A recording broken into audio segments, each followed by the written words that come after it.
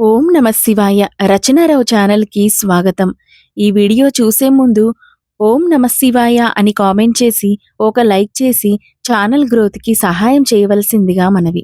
ఇక కథలోకి వెళ్దాము. పూర్వం ఒక ఊళ్ళో శివదేవుడు అనే గృహస్థుడు ఉండేవాడు. అతడు మహాశివ భక్తుడు. రోజూ తన ఊళ్ళో ఉన్న శివాలయానికి శివదేవుడు వెళ్తూ ఉండేవాడు. ఒట్టి చేతులతో వెళ్లకుండా ప్రతిరోజు కూడా బాగా కాచి చల్లార్చిన కొన్ని పాలను ఆలయానికి పట్టుకెళ్లేవాడు. శివునికి వాటిని నైవేద్యంగా ఆరగింపు చేసేవాడు. అలా భక్తితో స్వామికి నమస్కరించి ఆపై పాలను ఇంటికి తీసుకువెళ్ళేవాడు. ఇలా పరమ నిష్ఠతో ప్రతిదినం కూడా కొంచెం పాలను శివుడికి ఆరగింపు చేసేవాడు. ఎంతో భక్తిగా స్వామిని అర్చించేవాడు. ఉన్నట్టుండి ఒకనాడు శివదేవునికి భార్యతో కలిసి పొరుగురికి వెళ్లాల్సిన అత్యవసరమైన పని పడింది. దాంతో తాను నిష్టగా చేసే శివపూజ, శివునికి పాలను నివేదించే పని ఎలాగా అని ఎంతో ఆలోచించాడు. ఇంట్లో అందరికన్నా చిన్నదైన కూతురుని దగ్గరికి పిలిచాడు.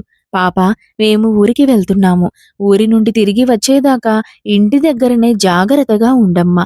ఇంకో ముఖ్యమైన పని ఏమిటంటే, మనం రోజు శివాలయంలో శివునికి పాలను ఆరగింపు చేస్తాం కదా, ఆ పని కూడా నువ్వే చెయ్యాలి అని జాగ్రత్తగా కాచి చల్లార్చిన మంచి గోవు పాలను కొంచెం కొలిచి పాత్రలో పోసుకుని గుడికి వెళ్ళాలి. అక్కడ స్వామికి ఆ పాలను అర్పించాలి.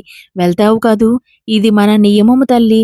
వ్యర్థం కానివ్వకుండా జాగ్రత్తగా చెయ్యమ్మా అంటూ ఆటలని పాటలని అటు ఇటు పరిగెత్తకుండా ఊరంతా తిరగకుండా ఇంటి పట్టునే ఉండి చెప్పిన పని చెయ్యమ్మా, మరిచిపోకు తల్లి, నా బంగారం కదూ అని గడ్డం పట్టుకొని బతిమిలాడి మరీ చెప్తాడు. అలా గుడికి వెళ్లే పని పాపకు అప్పగించాడు శివదేవుడు.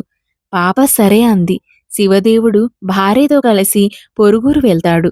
మరుసటి రోజు పాప చాలా ఉత్సాహంగా ఉల్లాసంగా స్నానాదులు ముగించుకొని మంచి గోవు పాలను మరగ కాచి చల్లార్చి సరిగ్గా కుంచెడు పాలు కొలుచుకొని గిన్నెలో పోసుకొని గిన్నె చేత పట్టుకొని తాను కట్టుకున్న పలుచని కొంగును పాల మీద కప్పి సరాసరి గుడికి చేరింది. గర్భాలయంలో కొలువై ఉన్న శివలింగమూర్తి ఎదుట పాలగిన్నెను ఉంచి 2 చేతులెత్తి స్వామికి మొక్కింది. పాలవైపు చేతులు చూపిస్తూ, శివయ్య, ఇవిగో పాలు, నీకోసమే తెచ్చాను, ఆరగించవయ్యా అని శివుడికేసి చూసి చెప్పింది. ఎదురుగా నిలబడితే ఎలా తాగుతాడు అని కాస్త పక్కకు జరిగి చాటుకు నిలబడింది. కాసేపయ్యాక వచ్చి ఆ గిన్నెలో చూసింది. గిన్నెలో ఉన్న పాలవైపు విచిత్రంగా చూసింది ఆ పాప. శివయ్య, పాలు తాగలేదా? నీకోసమే తెచ్చాను. తాగడానికి ఏమిటి ఇబ్బంది? పాలు అలాగే ఉన్నాయి. తాగవా? తాగు తాగు అంటూ శివుడికేసి చూసి పురమాయించింది. శివుడు మాత్రం తాగలేదు. చిన్నపిల్ల కదా, ఆ పాపకు చింత మొదలైంది. అమ్మా నాన్నలు చెప్పి వెళ్లారు. వాళ్ళు చెప్పినట్లు నేను చేశాను. ఎక్కడ ఏ లోపం జరిగిందో. శివుడేమో ఈరోజు పాలు తాగడం లేదు. దాంతో పాపకి భయం పట్టుకుంది. శివుడు పాలు తాగకపోతే అమ్మా నాన్నలతో తిట్లు తినాల్సి వస్తుంది కదా. శివుని వైపు దీనంగా చూస్తూ, పాలెందుకు తాగలేదు? తాగవయ్యా లింగమూర్తి అని ప్రాధేయపడింది. పాలు సరిగ్గా కాచలేదా? లేకపోతే రుచిగా లేవా? సద్దిపాలనుకుంటున్నావా? పొద్దెక్కిపోయిందనా? లేక పొగవాసనేమన్నా వస్తుందా? నీళ్లు కలిపాననా? ఆవు పాలు కాదనా? పోనీ ఆకలిగా లేదా? నేనేమైనా వీటి మీద మనసు పెట్టుకున్నాననా? ఏ చిన్నపిల్ల తెస్తే నేను తాగాలా అని కోపంగా ఉందా? ఎందుకు తాగవయ్యా అంటూ నిలదీయడం మొదలుపెట్టింది. పరమశివ పసిపాపను చూసి, ఏమిటి ఈ సతాయింపు? ఆకలిగా లేదా? పోనీ అదైనా నోరు తెరిచి చెప్పాలి కదా. పోతే పోని, ఒక గుటకాన తాగితే నేను తృప్తి చెందుతాను కదా అంటూ పాప పరమశివుణ్ణి బ్రతిమాలుతోంది. నువ్వు పాలు తాగలేదంటే మా అమ్మా నాన్నలు నన్ను కొడతారు. అలా కొట్టిస్తావా? నా మీద ప్రేమతోనైనా తాగవా? నిజంగా నువ్వు మనసులో ఏదో పెట్టుకొని ఇలా సాధిస్తున్నావు. ఇవి కాక ఇంకా ఏమైనా కావాలా? అడుగు, నిమిషంలో తీసుకొస్తా. కాని తాగకుండా మాత్రం నన్ను ఏడిపించకు లింగమూర్తి. పోనీ ఇంకేదన్నా కావాలా? చెప్పు నాయనా. మా నాయన కదూ, మా శివయ్య కదూ, తాగవయ్యా అంటూ అన్నం తినకుండా మారం చేసే వాళ్ళ తమ్ముణ్ణి వాళ్ళమ్మ ఎలా బుజ్జగిస్తుందో గుర్తు చేసుకుంటూ బ్రతిమాలుతోంది ఆ పాప. ఏడుస్తూ ఉంది. ఆ పరమేశ్వరుడు పాప అమాయకత్వానికి నవ్వుకున్నాడు కాని పలుకలేదు. ఇంకా ఏం చేస్తుందో అని చూస్తూ ఉన్నాడు. ఆ పరమ కరుణామూర్తి భక్తికి వశం కాకపోతాడా? అయిన పరీక్షిస్తూ ఉన్నాడు. ఆ పాప కింద పడి అల్లరి చేస్తూ గిలగిలా కొట్టుకోసాగింది. ఈ శివుడు పాలు త్రాగమంటే బెల్లం కొట్టిన రాయిలా ఉన్నాడు. నాన్నగారు వస్తే నన్ను కోపగిస్తారు అని ఏడవసాగింది. స్వామి వైపు చూస్తూ నువ్వు ఈ పాలు తాగలేదంటే నేనేదో పొరపాటు చేశానని మా వాళ్ళు నన్ను కొడతారు. నాన్నగారు పదే పదే చెప్పిన ఈ పనిలో ఆటంకం ఎదురైందని తెలిస్తే ఆయన చేతుల్లో చావడం ఖాయం. అంతకంటే ఇక్కడ నీ ముందే చావడం మేలు అని తలను శివలింగానికేసి బాదుకుంది. సర్వేశ్వరుడు ఒక్క క్షణం కూడా ఆగకుండా పాపను పట్టుకొని ఆపాడు. ఆ చిన్నారి ముందు చిద్విలాసంగా నిలబడ్డాడు.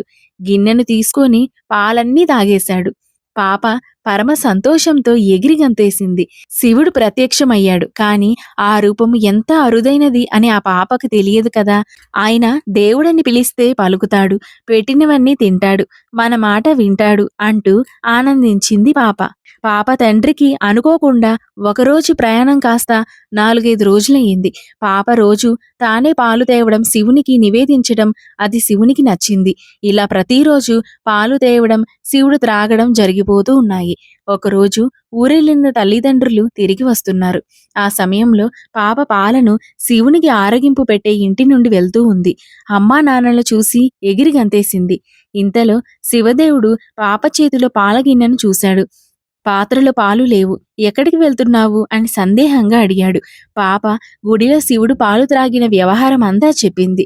శివదేవుడు పాప మాటలు నమ్మలేదు. శివుడు పాలు త్రాగడమేంటి? నువ్వు ఏదో అబద్ధం చెప్తున్నావు.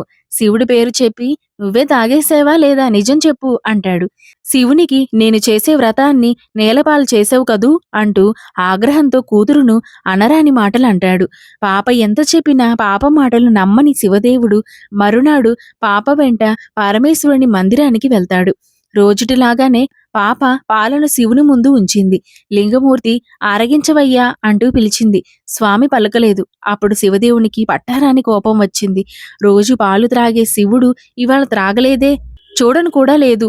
కన్న తండ్రిని అబద్ధపు మాటలతో మోసం చేస్తావా? ఎన్ని కథలు చెప్పి మోసం చేస్తావే పాపిష్టిదానా! ఎంత శివద్రోహం చేశావే! శివునికి తెచ్చిన పాలను నీ పొట్టలో పోసుకున్నావా? ఉండు నీ పని చెబుతా, నిన్ను ఊరికే వదిలిపెట్టను అంటూ ఆక్రోశంతో పాప మీదకు ఉరికాడు తండ్రి. పాప భయంతో వణికిపోయింది. ఎటు వెళ్లాలో తెలియక గట్టిగా ఏడుస్తూ హా లింగ లింగ అంటూ లింగస్వరూపాన్ని గట్టిగా పట్టుకుంది. ఇదిగో నేనున్నాను, భయపడకు అంటూ అత్యంత దయతో మహాలింగమూర్తి పాప మీద వాత్సల్యంతో తన వక్షస్థలాన్ని తెరిచాడు. పాప అందులోకి చొరబడింది. ఆ దృశ్యాన్ని చూసిన తండ్రి ఆశ్చర్యపోయాడు. అప్పటికి విషయం అర్థమైన తండ్రికి పాపను దగ్గరికి తీసుకుందాం అనుకునేసరికి అప్పటికే పాప శివునిలో ఐక్యమైపోయింది. వెంటనే ఆ దివ్యలింగం, ఆ పాప మాయమైపోయింది. ఎంతో నిశ్చలమైనది ఆ పాప భక్తి, ఆ మాయకత్వం. అదే శివునికి ఇష్టమైనది. అందుకే తండ్రిని కాదని బిడ్డకు దర్శనమిచ్చాడు. తనలో ఐక్యం చేసుకున్నాడు. దానికి దానికి ఇంతకన్నా నిదర్శనం ఏముంటుంది? ఆ పాప ఆనాటి నుండి గోడగూచి అనే పేరుతో స్తుతించబడింది. విన్నారు కదండి! ఈ వీడియో నచ్చినట్లయితే ఒక్క లైక్ చేసి నా ఛానల్ గ్రోత్‌కి సహాయపడండి. ఇలాంటి మరిన్ని వీడియోలు మీ ముందుకు తీసుకురావాలని మనస్ఫూర్తిగా కోరుకుంటున్నాను. ఇలాంటి ఇంకెన్నో మంచి వీడియోస్ కోసం నా ఛానల్‌ని సపోర్ట్ చేయండి. Thanks for watching. శ్రీమాత్రే నమః. అందరూ బావుండాలి. అందులో నేను ఉండాలి.